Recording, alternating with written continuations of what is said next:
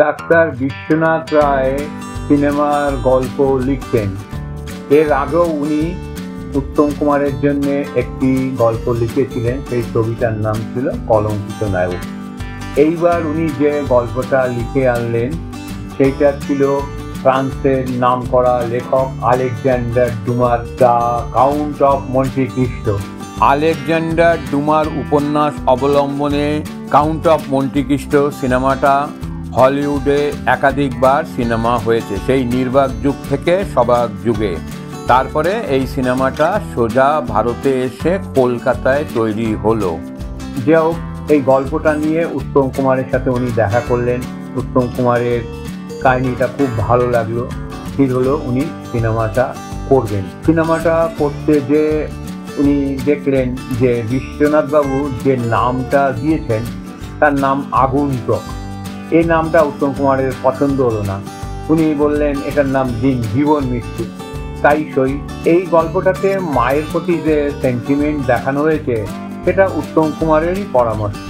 প্রথমে ঠিক ছিল এই ছবিটা পরিচালনা করবেন নীরেন লাহিড়ী, পরে নীরেন লাহিড়ীর জায়গায় এলেন হীরেন নাগ।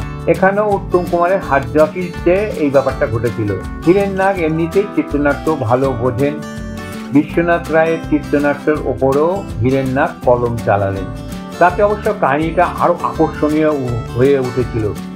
বিশ্বনাথের গল্পটা ছিল পুরোপুরি প্রতিশোধের, হীরেন নাগ সেটাই বদলে আবেগ সম্পর্কের উপর জোর দিলেন। উত্তম কুমার আর সুপ্রিয়া দেবীকে নিয়ে সিনেমাটার শুটিং শুরু হলো। ভালোই শুটিং হলো, শুটিং হয়ে ছবিটা একসময় রিলিজও হলো।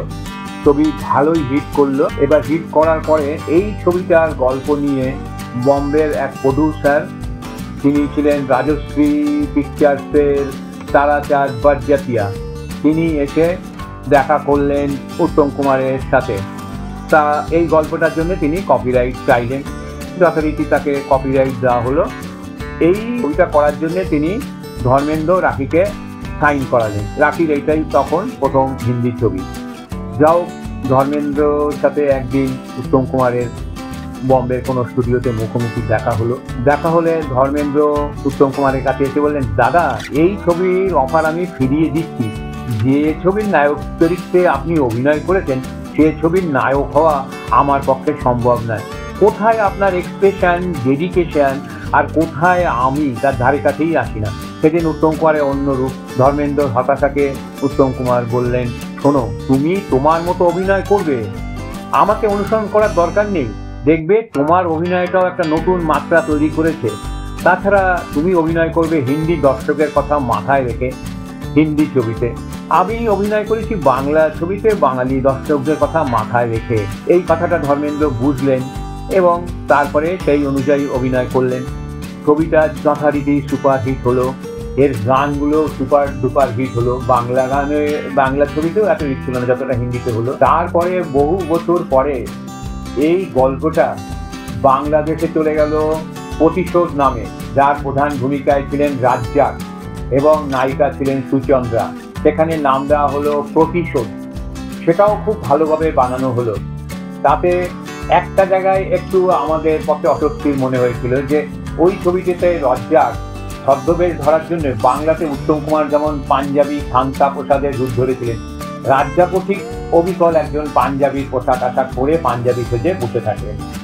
আমাদের প্রশ্ন এটাই মনে হয়েছিল যে টোটাল বাংলাদেশে সেই সময় হয়তো খুঁজলেও 3টে পাঞ্জাবি সর্দার পাগড়িধারী পাঞ্জাবিকেও পাওয়া যেত না।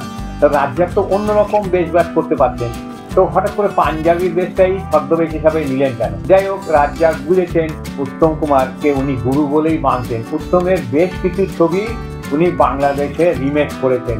হ্যাঁ, যেমন দেওয়া নেওয়া উত্তমের ছবিটা, উনি ওই ছবিটা করেছেন স্বরলিপি নামে।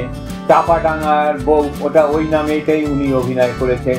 রাজলক্ষ্মী শ্রীকান্ততেও উনি অভিনয় করেছেন। এরকম বেশ কিছু ছবি করেছেন। এমনকি উত্তম কুমার শরৎচন্দ্রের যে চন্দ্রনাথ ছবিটা করেছিলেন সেটাও রাজ্জাক অভিনয় করেছিলেন, ভালোই করেছিলেন। কারণ রাজ্জাক তো আমাদের কলকাতারই ছেলে, তিনি তো একসময় কলকাতাতেই থাকতেন এবং কলকাতার টালিগঞ্জে 2-3টে ছবিতে অভিনয় করেছিলেন। তারপর নানা কারণে উনি মুম্বাই হয়ে তারপরে বাংলাদেশে চলে যান, মানে তখনকার পূর্ববঙ্গে। তারপরে উনি নিজের চেষ্টায় প্রতিষ্ঠা লাভ করেন, বড় নায়কও হন। পরবর্তীকালে উত্তম কুমারের সাথে ওনার দেখা সাক্ষাৎ হয়েছিল। কিন্তু আমাদের যেটা বলার যে রাজ্জাক ভালো অভিনয় করলো, ওই জায়গাটায় কপিটা পাঞ্জাবি ছদ্মবেশ না ধরলেও পারতেন। যাই হোক, ওখানেও ছবি হিট, আমাদের কলকাতাতেও ছবি হিট, এমনকি মুম্বাইতেও ধর্মেন্দ্র রাঠির জীবন মৃত্যু হিট। অর্থাৎ জীবন মৃত্যু সত্যিকারের সুপার ডুপার হিট হলো। নমস্কার, এই গল্পগুলো আপনারা শুনলেন। যদি ভালো লাগে একটা লাইক শেয়ার করে দেবেন, অতি অবশ্যই একটা সাবস্ক্রাইব করতে ভুলবেন না।